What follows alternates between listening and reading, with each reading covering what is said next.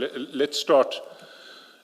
Mr. Van Wyk at 3.6 of his notice was asked. Let's start.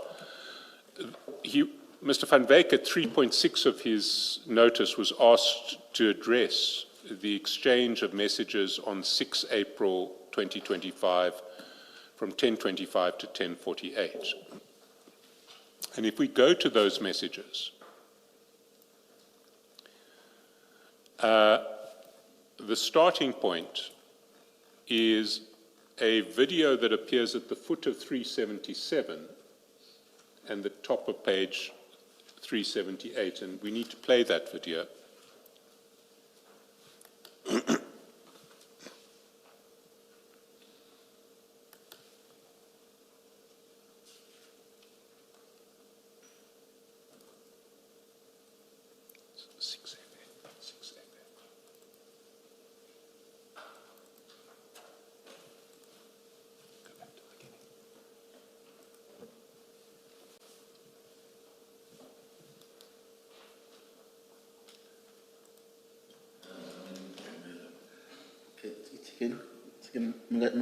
Let's talk.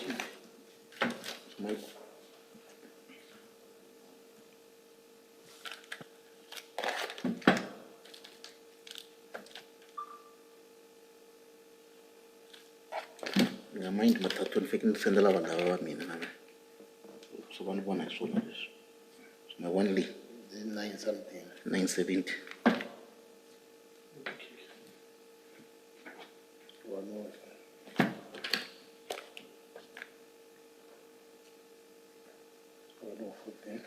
so yes the total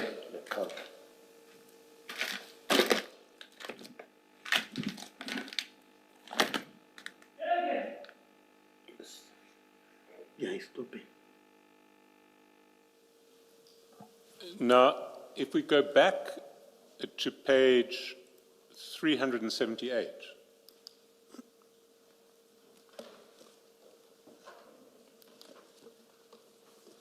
we'll see that that video was sent by Mr. Matlala to Mr. Van Wyk. I should at this stage just record, although I will address it in more detail later, that Mr. Van Wyk disputes receiving this video. But the chats reflect that it was sent from Mr. Matlala to Mr. Van Wyk at 10:25 on the 6th of April. At 10:26, Mr. Matlala sent Mr. Van Wyk a message saying, "Get me a good price." And at 10:31, Mr. Matlala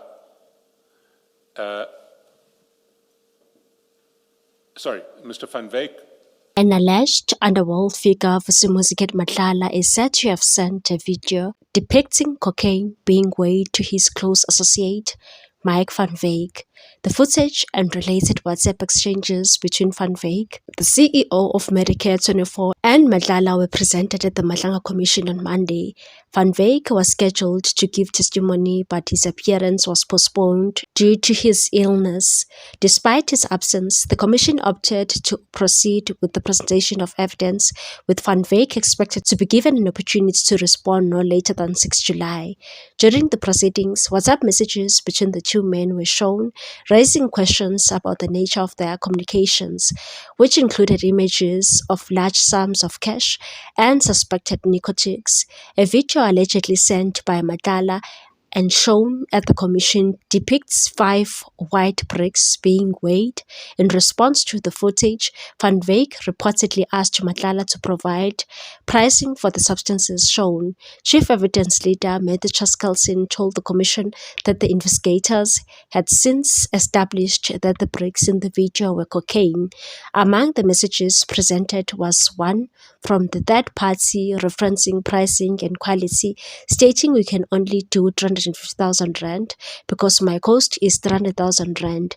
The 250,000 rand in stock is cheaper, but this one for 350,000 rand is 100% pure." In an affidavit submitted to the commission, Van Wyk has denied any wrongdoing and suggested the possibility that the video may have been planted on his phone.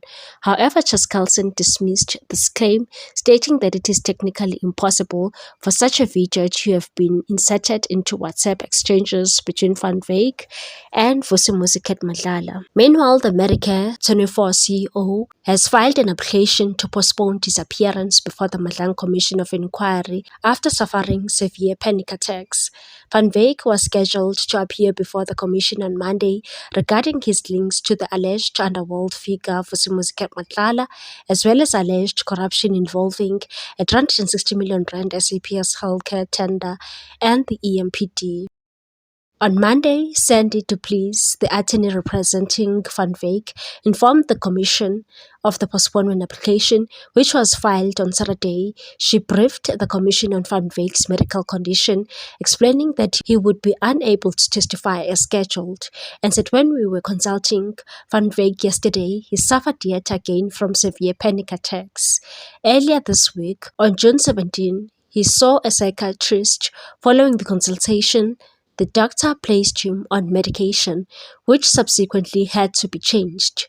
Duplessis added that psychiatrist recommended Van Wyk be admitted to the psychiatric unit at Jacaranda Hospital. Furthermore, she assured the commission that a medical certificate and a supporting affidavit from psychiatrist will be provided as soon as they were received. And said, I apologize for the delay, but I can confirm that we did everything in our part to file it here as soon as possible. Evidence leader Advocate Matthew Chaskalson SC noted the commission will be unable to hear Van Wyk's testimony on Monday due to his health, and said if Van Wyk is not medically fit to appear, then we are not going to insist he appears today, provided that is what the affidavit confirms. However, Chaskalson raised concerns over the limited time remaining for the commission to conclude its proceedings, noting that they only have 30 days of evidence left. To prevent losing a full day, he proposed that the commission would place the evidence on record immediately, allowing Van Wyk to respond to it upon his return, and said what we would propose if Van Wyk is not fit to testify today is that his appearance be postponed to another day, but we use today to put the evidence we intend to question him on, such as WhatsApp chats and videos, before the commission. That way, the evidence goes into the record today, and when Van Wyk is ready to return, he can answer specific questions on it. This allows us to utilize today effectively and save a great deal of time when he returns. Meanwhile, the Madlang Commission had the evidence of still unresolved theft of 541 kg of suspected cocaine with a street value of about 200 million rand from a Hawks storage facility in Potchefstroom, KwaZulu-Natal. The commission, chaired by the retired Constitutional Court Justice Mbuyiseni Madlanga, publicly heard the testimony of 3 witnesses: Brigadier Campbell Nyuswa, the provincial commander of the Hawks Serious Organized Crime Investigation Unit in KwaZulu-Natal, his boss, suspended Hawks Provincial Head Major General Lesitja, and an anonymous police officer only identified as Witness J, who gave evidence on the seizure of 715 kg of cocaine in Ayrton, Johannesburg in July 2021. Witness J, a Hawks analyst, gave evidence in camera due to its sensitivity, which the commission decided was likely to expose his life and his family's lives to danger. The commission made the ruling after the witness indicated that his witness included that businessman Dume Lungu played an active role in tipping off suspended Gauteng Traffic Police's Chief Inspector Samuel Mashaba about the transportation of high-value cocaine with street value of 300 million rand from Durban Harbour to Ayrton. According to Witness J, he also wanted an in-camera hearing to protect investigative leads, ongoing investigation concerns, and protect investigative methods. Ngu had also been scheduled to testify on Thursday, but his evidence was postponed to a date still to be agreed. Justice Madlanga undertook to make the transcript of the in-camera proceedings by no later than Monday, June 2022. He said that the transcript must be redacted to protect the identity of witness J and the integrity of the ongoing investigations. In his evidence, Nyusa told the commission that he apologized for the bungling that occurred during the June 21 drug bust and senior police officers' failures to ensure that the suspected cocaine was safely stored, and said, "I cannot change what has happened.